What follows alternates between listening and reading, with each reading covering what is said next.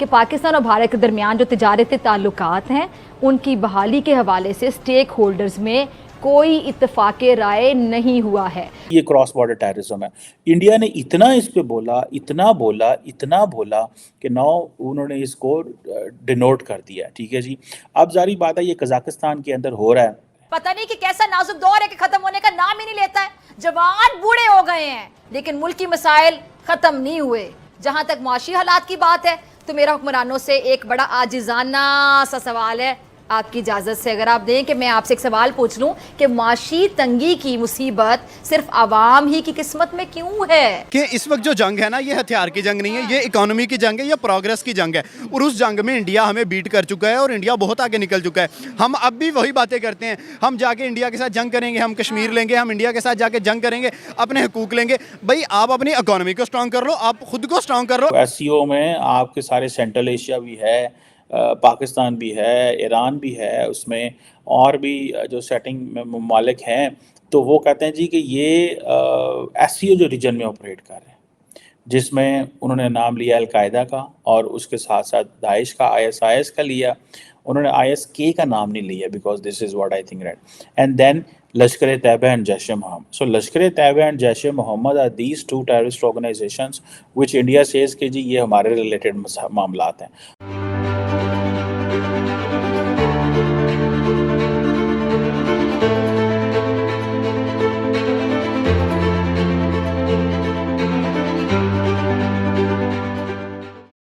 आज हम बात करेंगे कजाकिस्तान के अंदर होने वाले एससीओ समिट की, जिसको इंडिया के national security adviser Ajit Doval ने जी अटेंड किया और पाकिस्तान का अभी तक नेशनल सिक्योरिटी एडवाइज़र कोई भी नहीं है।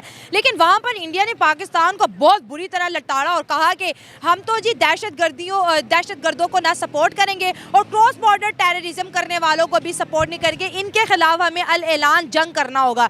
मतलब ढके छुपे अल्फाजों में उनका यही कहना था। और जो इंडिया की लैंग्वेज हमेशा पाकिस्तान के लिए किसी भी फोरम पे होती है, ये उससे भी ज़्यादा अग्रेसिव थी। ये वही एजेंडा है जो प्राइम मिनिस्टर नरेंद्र मोदी का दहशतगर्दी के खिलाफ है, ये वही एजेंडा है जो डॉक्टर एस जयशंकर का है। और अजीत डोवाल सर ने भी यही बात की कि क्रॉस बॉर्डर टेररिज्म को ना दुनिया सीरियसली देखे। इंडिया बात करता है लश्कर तैयबा की, इंडिया बात करता है जैश मोहम्मद की, और भी बहुत से टेररिस्ट ऑर्गेनाइजेशन जो कि इंडिया को लगता है कि ये हमारे मुल्क के अंदर आ गए।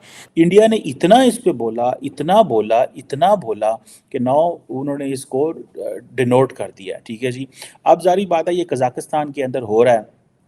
ठीक है जी, और एक तो वो जारी उन्होंने ये पाकिस्तान के ऊपर बात की और टकावी उन्होंने बात की है।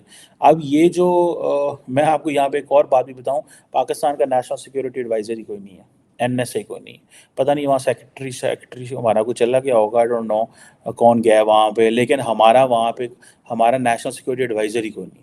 हम किसी को इस काबिल ही नहीं समझते कि वो नेशनल सिक्योरिटी एडवाइज़र हो। दरअसल हमारे मुल्क के अंदर जो प्रॉब्लम है ना, वो ये है कि पावर शेयरिंग जो है ना, ये बड़ा कॉम्प्लेक्स चीज़ बन गया हुआ है। एस्टैब्लिशमेंट चाहती है कि उसके सिस्टम के अंदर पेनिट्रेशन हो, एस्टैब्लिशमेंट चाहती है कि वो सिस्टम के अंदर आए। जो पॉलिटिकल क्लास है वो मजबूरन एस्टैब्लिशमेंट को स्पेस तो दे देती है, लेकिन वो एक फ्रिक्शन और वो चीज़ जो है वो रहती है, वो चीज़ फ्रिक्शन ख़त्म नहीं होती। ठीक है ना जी, और ये चीज़ें मैं समझता हूँ कि दे आर देयर। और अब वो इसीलिए हमने अपना एनएसए लाए नहीं। लास्ट टाइम मोहित यूसुफ साहब पाकिस्तान के नेशनल सिक्योरिटी एडवाइज़र थे, वो जिधर भी जाते थे वो कहते थे नहीं ऐसा इंडियन से नहीं मिलना, हमने इंडियन से बात नहीं करनी। लेकिन ये तो चलो एससीओ लेवल का प्लेटफॉर्म है, इस पर तो मिलना ही मिलना होता है, आना होता है, लेकिन मुलाकात नहीं करते और एक दूसरे को बड़ी टफ लाइन देते हैं, इंडियंस भी पाकिस्तान को और पाकिस्तान भी इंडिया को। सो ये जो मैं आपको एटमॉस्फेयर बता रहा हूँ कि जिसमें डॉक्टर जयशंकर भी टफ लाइन ले रहे हैं, प्राइम मिनिस्टर मोदी ने भी, और साढ़े पंजाबी के अंदर रुखी जी ट्वीट की थी, मतलब ड्राई से ही ट्वीट की उन्होंने। ठीक है, वज़ीर आज़म शहबाज शरीफ ने भी ड्राई से जवाब दिया उनको, छोटे सी ट्वीट का छोटा सा जवाब। और अमूमन ऐसे नहीं होता है। बहरहाल तो ये मुझे ऐसा लगता है there is something which is on the way, जिसमें पॉलिटिकल क्लास जो भारत की है वो समझती है, और इन्होंने इस हवाले से वो कहते थे टफ लाइन लें ताकि इंडिया की जो अपोजिशन है वो किसी किस्म की कोई स्पेस ना क्रिएट कर सके, वो कोई ऐसा माहौल ना पैदा हो सके जिसमें ये कहा जाए कि शायद इंडिया पाकिस्तान के साथ इंगेज होना चाहता है या मिल रहा है या एक गुडी गुडी हो रहे हैं।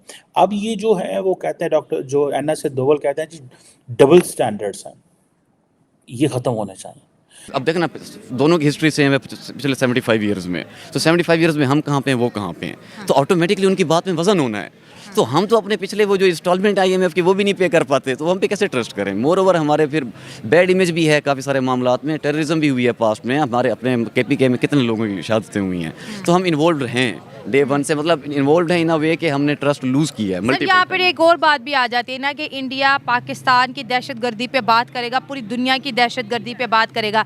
जिस तरह से अब ये कुछ महीनों में TTP ने जिस तरह से पाकिस्तान को कहते हैं ना आड़े हाथों लिया हुआ है, इंडिया को पाकिस्तान में होने वाली दहशतगर्दी से कोई उनका वास्ता नहीं है। वो कहेंगे कि जो लश्कर तैयबा, जो जैश मोहम्मद, जो जहाँ यहाँ से वहाँ जाती है, हमें उनसे मसला है। और हमारे मसलों के ऊपर दुनिया नहीं बोलती है, इंडिया के मसलों पर दुनिया बोलती है।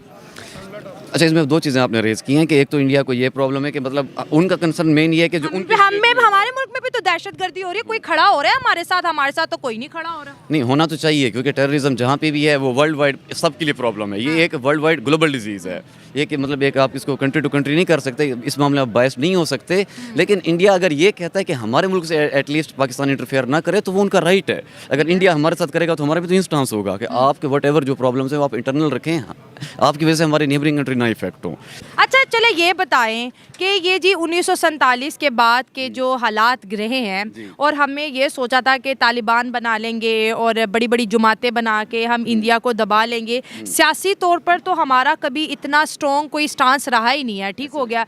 अब ये जो दुश्मनी हमने मोल ले ली है, ठीक है, पाकिस्तान बनाकर और एक अलग से तहरीकें चलाकर, अब हम आइसोलेट हो गए हैं। आप इस बात को माने या ना माने, पाकिस्तान आइसोलेट हो चुका है। और किया किसने है? इंडिया ने, और ओपनली कहा है कि हम पाकिस्तान को आइसोलेट करेंगे, जहाँ तक हो सकेगा हम करेंगे।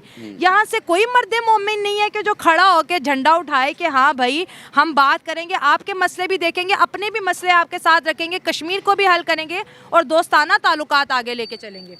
मैं इसके ऊपर बहुत प्यारी मिसाल दूंगा। वो पता है क्या, जो एक स्ट्रॉन्ग बंदा होता है ना, वो औरों को ब्लेम नहीं करता। ठीक है। औरों को ब्लेम हमेशा वो बंदा करेगा जो कि लूज़र होगा। आप अगर ये कह दें कि नहीं, इंडिया ने कहा था कि मैं इनको आइसोलेट करूंगा तो देखें वो कामयाब हो गए हैं, तो इसमें क्या इंडिया की गलती है? इसमें हमारी गलती है। हमने उनको ये कैसे मौका दे दिया कि हम आइसोलेट करें? हमने खुद को खुद आइसोलेट किया है। आप आइसोलेट होंगे डेफिनेटली। आप रशिया से खुद को आपके क्या आते हैं, टीवी पे क्या न्यूज़ आ रही होती है? मैं अक्सर बैठ के देख रहा हूँ, वैसे तो 6 माह से शुक्र है नहीं देख रहा, लेकिन अगर न्यूज़ आती भी है तो क्या आती है कि अमेरिका ने इस चीज़ के ऊपर आपको वो सपोर्ट नहीं किया, बल्कि स्ट्रेट अवे मना किया कि आप ईरान से वो नहीं ले सकते, गैस पाइपलाइन नहीं ले सकते, रशिया से आप तेल नहीं ले सकते। आपकी बेसिकली इंटरनेशनल रिलेशन या जो पॉलिसी है वो कौन आपको डिटेक्टेड, आपको तो बाहर से आती है ना, वो डिक्टेट होके आती है।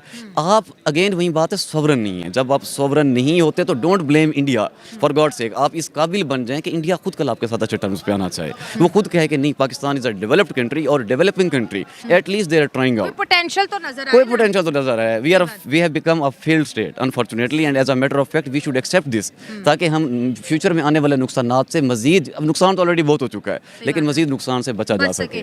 उनके डॉक्टर एजे शंकर से कोई पूछता है कि इंडिया की पॉलिसीज क्या है, उन्होंने कहा हमारी पॉलिसीज ये, हमने ज़्यादा से ज़्यादा दोस्त बनाने और कोशिश ये कि कम से कम जो है हमारे दुश्मन बने। और यकीन माने, क्योंकि हम तो सारी दुनिया की डेली खबरें पढ़ते हैं, उनकी 80 to 85% ये पॉजिटिव एक पाकिस्तान की तरफ उनका सिग्नल है कि हम इनसे बात करना चाहते हैं। खित्ते में अमन के लिए पाकिस्तान भी बहुत ज़्यादा ज़रूरी है, ठीक है, लेकिन पहली शर्त उनकी ये है कि दहशतगर्दी के ख़िलाफ़ निपटना पड़ेगा।